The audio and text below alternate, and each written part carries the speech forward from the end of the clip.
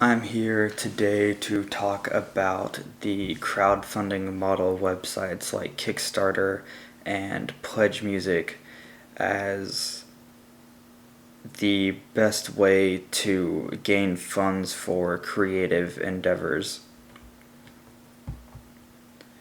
And I know a lot of people would argue that there is a greater risk involved with using these sorts of models where you have to rely on groups of people that that you don't know will come through to fund different projects. But I'm here to say that that risk is part of the reason why it works. The risk is part of the reason why for the past 6 months, a website like Kickstarter has had overfunding at the point of $3 million for a $200,000 project. If you look at the success of Kickstarter, or the success rate of Kickstarter, it hasn't been as great as people would hope it would be, obviously. In 2010, the success rate for a project was 43%, and in the last year it has gone up 3% to 46%. Those aren't great numbers, but it is obviously rising to an extent that I think more people will use sites like this and the success rate will go up.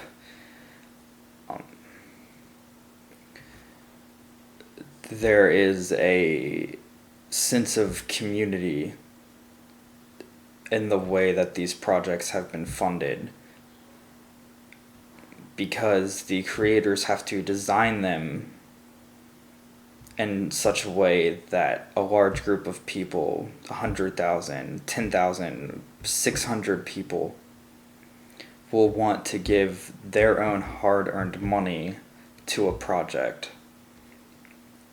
And the risk involved is that the money you give won't be used for this project, or it won't be funded all the way, so the project won't be made, and you'll feel like you're wasting your time,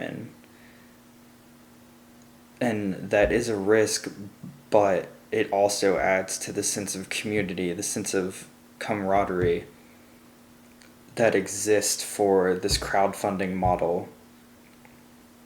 If you look at a project like Jeff Parker's Antler Boy and other stories, it's a comic-based project that would never exist if it wasn't for the crowdfunding model. And it has already reached $52,000 out of a $6,000 goal, with, at this point in time, 15 days left until it's ending. And I think a large reason for that is because there is a sense of community. There is a sense of, well, if I fund this and it doesn't make it, that's okay. No one's getting my money then. But if it does get funded, then I will have been a part of something that I couldn't be a part of otherwise. That it was because of the group of 6,000 people who gave this person $5, $10, $30, that he could do this, and without us, this project could not exist in the way it does today.